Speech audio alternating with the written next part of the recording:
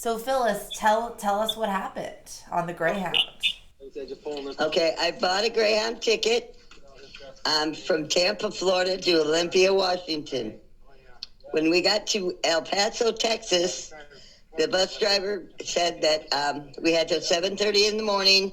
They were going to change buses, do a bus cleaning, gas the bus up, and get a new driver. I went to the restroom. When I came back out, it was 7:10, and my bus had left without me. Wow. And what did you do? I was stranded in El Paso with no money. Everything was on the bus. My luggage, my breathing machine, all my cancer medications were on in that luggage. I had to purchase another ticket from El Paso to Olympia for the same price, which meant that my ticket cost me $784 in total. They gave me a voucher for $42, and that was it. But I had to wait 8 hours in El Paso. I had to call a friend to have him wire me money to El Paso, $500, so I could buy another ticket for $442. When I got on the bus that evening, I called lost luggage, and they said they could not find my luggage. It had my breathing machine in it, all my cancer meds, and my rescue kit was in there. My deceased little sister's ashes were in that suitcase too. Now, it was on the Greyhound Bus 1000 that was going to be put out of service when it got to Los Angeles. When I arrived in Los Angeles, I asked them all if they could, look for my luggage. Nobody could find it. They said that they were not liable for the luggage and that I would just have to go to an emergency room to get my medications refilled again. I arrived in Olympia yesterday at 12:50 on a Flixbus. So still no word on your luggage? No word at all. And I did receive a message back from Greyhound saying that they are not liable for luggage lost. And they would not confirm or deny that driver told us that it was 7:30 the bus was going to be leaving El Paso, and that bus driver left at 7:10.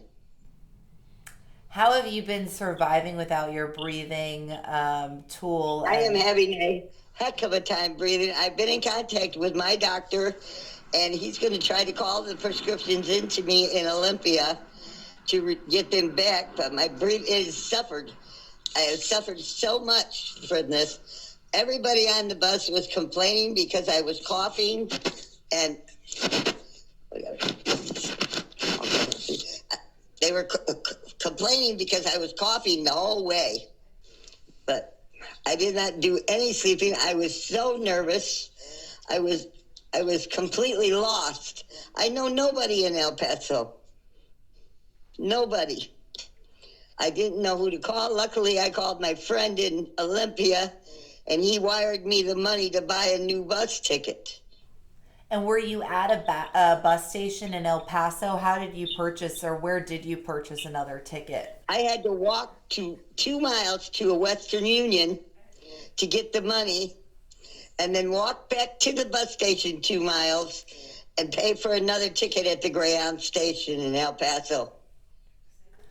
What about your sister's ashes? I mean, knowing that you could potentially never get them back, and Greyhound... Well, I'm devastated. I am devastated.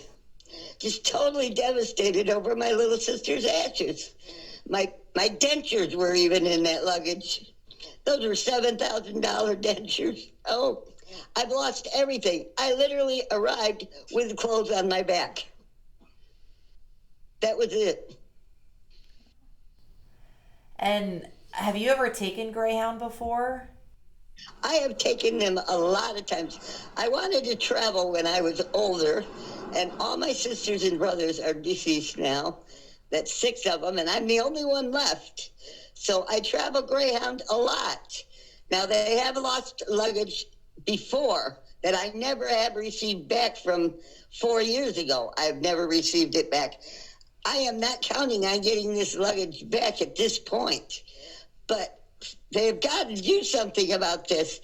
I mean, we had just left Sacramento, California, and there was 2 bus drivers on the Flix bus. We pulled into an undesignated stop because there was going to be snow and everything, and the bus driver said, we got 10 minutes.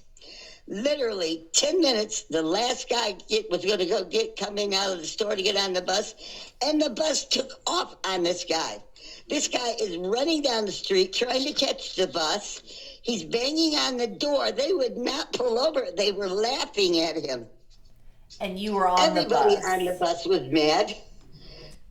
We were all yelling at the bus driver, stop and let him on. You know, left him out there like that. And the bus driver said, we don't need that type of person on our bus. And for what reason? He just arrived late and that's it?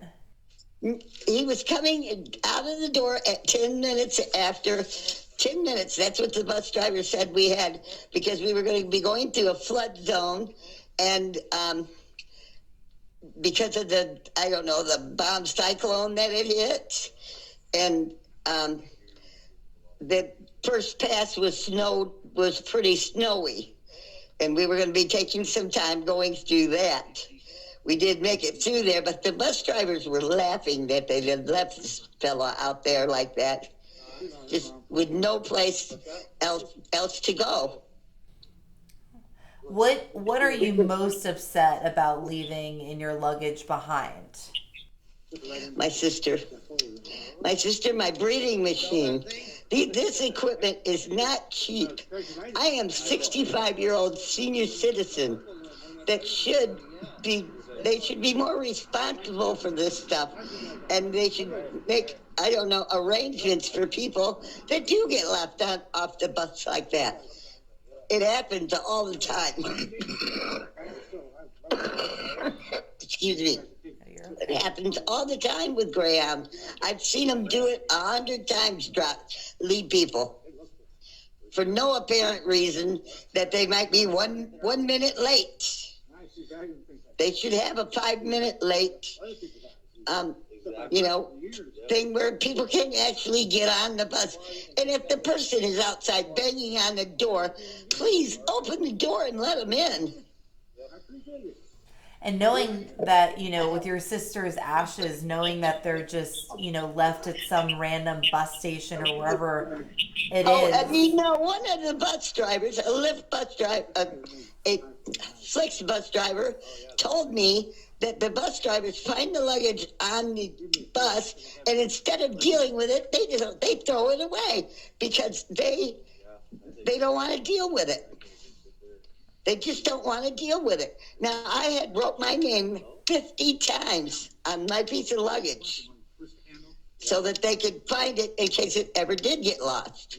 I am still waiting to hear from Greyhound that they found it. I know exactly where that bus went. I know exactly what number that bus was, and it's in Los Angeles. And I know that bus was going to be put in the garage for service.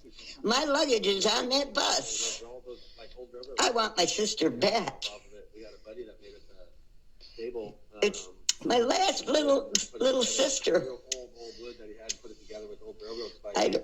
They got to do something about this. What bus number was it? Bus 1000, a Greyhound bus. Bus 1000 from Dallas to Los Angeles. And in Los Angeles, it was going to be put into service. Okay. In the service shop. Did you happen to get any video or photos being left wherever you were, or do you have any email denial or text message denial? Just anything you can show us to share your situation. I could send you what Greyhound sent me about the luggage. Yes. Yes, I could send that to you, yes. Okay, great.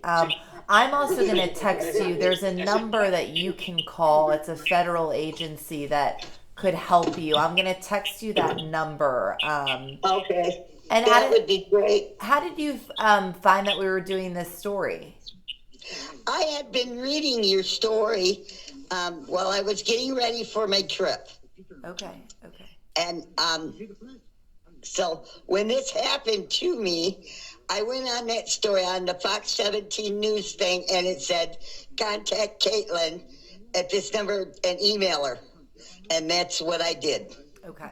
Well, we'll contact I was so scared in El Paso. I mean, hardly anybody speaks English. Yeah. I don't speak Spanish. So I was literally lost. So Phyllis, tell me why you're in Washington. Where were you going to bury your sister's ashes? I was bringing my sister's ashes to Mount Rainier for burial there. She always wanted to see the mountains. And now, what are you going to do? I guess I'm going to go up there and have some kind of memorial for her. I really would love her ashes back, so I could actually put her there. Okay. Anything else you want to add, Phyllis, or say? The bus drivers need to be more, I don't know. They need to know more about the people they have on the bus and the situations that are happening, so people don't get left behind.